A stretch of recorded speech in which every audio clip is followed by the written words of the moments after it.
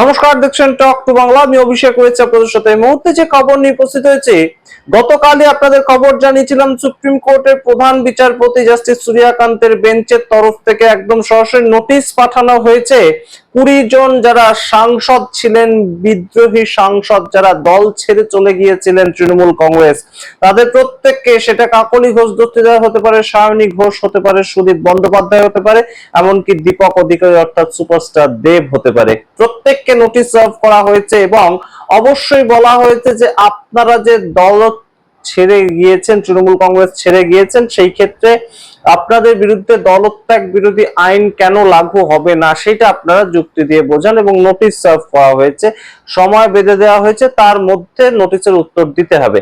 তো সেটাকে নিয়ে যখন চাপানুতর চলছে, তখনই সরাসরি এই মুহূর্তে খবর যেটা উঠে আসছে আরো তাৎপর্যপূর্ণ, যে লোকসভার স্পিকার ওম বিড়লা তিনিও কিন্তু বেশ খানিকটা চাপেই পড়েছেন এবং শুধু চাপে পড়ে তিনি যে বসে থেকেছেন তেমন নয়, তার পক্ষ থেকেও ইতিমধ্যেই একদম সরাসরি নোটিশ পাঠানো হয়েছে এই 20 জন সাংসদকে, অর্থাৎ সরাসরি সুপ্রিম কোর্টের একটা তাগাদা এবং তার সঙ্গে লোকসভার স্পিকারের পক্ষ থেকেও নোটিশ সার্ভ করা হয়েছে এই 20 জনকে, যে আপনারা যে দলত্যাগ বিরোধী আইনের আওতায় পড়ছেন না, এর সপক্ষে আপনাদের যুক্তি কি? অর্থাৎ আপনারা তো তৃণমূল কংগ্রেস ছেড়েছেন, আপনারা সবাই তৃণমূল কংগ্রেসের টিকিটে জিতেছিলেন এবং তৃণমূল কংগ্রেস তার পরবর্তীতে ছেড়েছেন, এনসিপিআই তে যুক্ত হয়েছেন, কিন্তু সেই ক্ষেত্রে আপনাদের সাসপেনশনটা তো একদম বাধ্যতামূলক, অর্থাৎ একদম ডিসকোয়ালিফিকেশন, আপনাদের যে এমপিশিপ সেটা তো থাকতে পারে না এর পরবর্তীতে।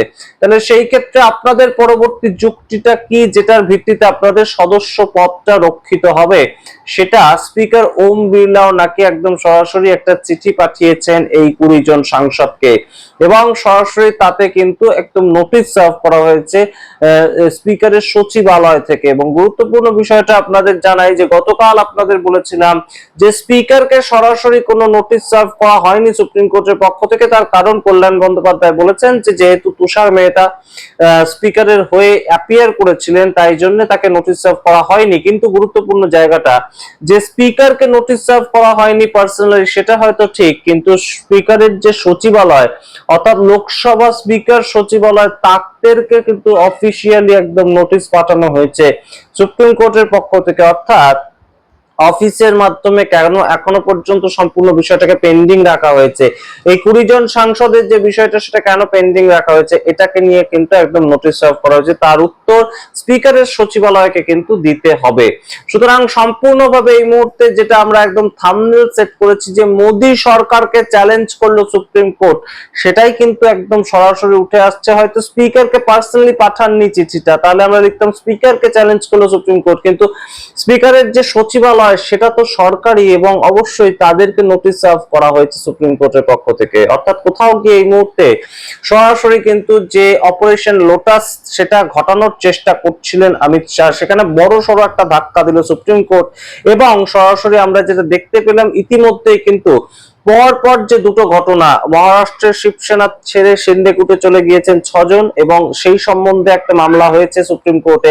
সেই ক্ষেত্রে স্পিকার ওম বিড়লাকে সরাসরি নোটিশ সার্ভ করা হয়েছে যে আপনি কেন এটাকে বৈধতা দিলেন, এই যে 6 জন দলত্যাগ বিরোধী আইনের আওতায় পড়লেন না, তাদেরকে আপনি কেন বৈধতা দিলেন? তাদেরকে একদম স্পিকার বৈধতা দিয়ে জানিয়ে দিয়েছেন বিষয়টা, যে আপনারা বৈধভাবে একদম এনডিএ তে সমর্থন করছেন এবং আপনারা এনডিএ এর অংশ। তো সেটা হওয়ার পরেই সুপ্রিম কোর্টের পক্ষ থেকে কিন্তু নোটিশ সার্ভ করা হয়েছিল, সেটা এখনো পর্যন্ত কোনো উত্তর স্পিকার ওম বিড়লা দেননি। তো সে ঘটনাটা ঘটতে না ঘটতেই একদম তার মধ্যে আবারও যেটা আমরা দেখতে পেলাম দুটো ডেভেলপমেন্ট একই সাথে, সেটা হচ্ছে যে 20 জন যারা ছেড়েছেন তাদেরকে তো নোটিশ সার্ভ করা হয়েছে, তারা কি উত্তর দেবেন তারা আমরা জানি না, পরবর্তী বিষয়টা দেখব। কিন্তু অবশ্যই স্পিকার ওম বিড়লা তার সচিবালয়কে নোটিশ সার্ভ করা, তার মানে কিন্তু একদম সরাসরি কোথাও গিয়ে এই মুহূর্তে মোদী সরকারকে চ্যালেঞ্জ করছে সুপ্রিম কোর্ট। মোদী সরকার যেভাবে কাজকর্ম করছে, সংখ্যার বিচার একদম বাড়াতে চাইছে, তাদের 319 জন সাংসদে তারা যেভাবে পৌঁছালো 293 থেকে, সেটাকে সরাসরি কোথাও সুপ্রিম কোর্ট কিন্তু মনিটর করছে এবং সঠিক নজরে দেখছে না। এটা কিন্তু এই মুহূর্তে গুরুত্বপূর্ণ আরেকটা মামলা উঠে আসছে, সেটা কিন্তু সরাসরি করেছিলেন কপিল কপিল সিব্বল এই সংক্রান্ত একটি মামলা করে সেখানে বলেছিলেন যে এইভাবে যদি এরা প্রত্যেকেই মার্জ করে যায় অন্য আরেকটা দলে, এক দল থেকে জিতে এসে আরেক দলে মার্জ করে যায়, তাহলে সেই ক্ষেত্রে তো ভারতবর্ষের যে 10th শিডিউল সেটাকে সরাসরি অপমান করা হচ্ছে এবং সেটার কোনো আর গুরুত্বই থাকছে না। তাহলে সেই ক্ষেত্রে ভারতবর্ষের 10th শিডিউলটাকে আপনারা আবারও ভালোভাবে একটা প্রতিষ্ঠা করার চেষ্টা করুন এবং সুপ্রিম কোর্টে একদম সরাসরি এই মহারাষ্ট্রের যে 6 জন সেই ঘটনাটাকে নিয়ে কিন্তু রেফারেন্স টেনে সরাসরি ওম বিড়লা স্পিকার তার নাম উল্লেখ করে কপিল সিব্বল এবং অভিষেক মানু সিংভি সেই কেসটা করেছিলেন। তো সেই ক্ষেত্রে এই মুহূর্তে দুটো বড় সড়ো ধাক্কা, সেটা প্রাথমিকভাবে একদম স্পিকার ওম বিড়লা তার তরফ থেকেও কিন্তু সুপ্রিম কোর্ট নোটিশ পাঠানোর পরবর্তীতে তার তরফ থেকেও নোটিশ সার্ভ করা হয়েছে এই 20 জন সাংসদকে যে আপনাদের বক্তব্যটা কি, আপনারা কেন দলত্যাগ বিরোধী আইনের আওতায় পড়বেন না বলে আপনারা মনে করছেন, আপনারা যে দল ছেড়েছেন সেটার প্রেক্ষিতে আপনাদের কি যুক্তি, আপনারা যে আসল একদম সরাসরি এনসিপিআই তে যুক্ত হয়ে গেলেন তাহলে সেই ক্ষেত্রে তো এটা সম্ভব নয়।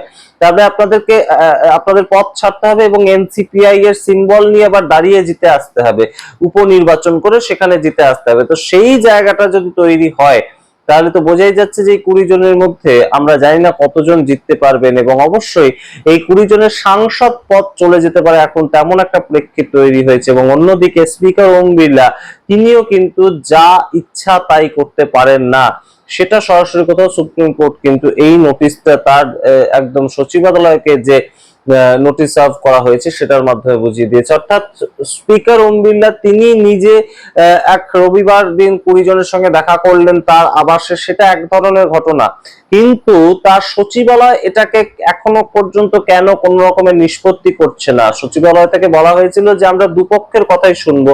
অভিষেক ব্যানার্জি যখন গিয়েছিলেন একদম স্পিকার ওম বিড়লার কাছে, তিনি প্রাথমিক তো স্পিকার ওম বিড়লার কাছেই গিয়েছিলেন, অভিষেক বন্দ্যোপাধ্যায়, মহুয়া মৈত্র, কল্যাণ বন্দ্যোপাধ্যায় এরা প্রাথমিকভাবে স্পিকার ওম বিড়লার কাছে গিয়েছিলেন এবং দুবার করে গিয়েছিলেন তারা।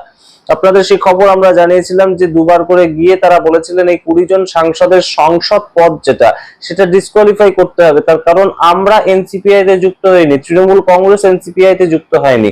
যদি সেটা তারা করতো তাহলে কোনোভাবেই দলত্যাগ বিরোধী আইনটা লাগু হতো না। কিন্তু এই মুহূর্তে যে ঘটনাটা ঘটেছে, এরা হঠাৎ করে নিজেদের সদস্য পদটা নিয়ে চলে গিয়েছে একদম এনসিপিআই তে যুক্ত হতে। তাহলে সেই ক্ষেত্রে এদের বিরুদ্ধে আমাদের যে বক্তব্যটা, এরা এদের সংসদ পদ সেটা হারাবে এবং সেই সংসদ পদ যতক্ষণ না হারাচ্ছে অবশ্যই কিন্তু আপনাকে একটা ডিসিশন নিতে হবে যে এরা কোথায় বসবে।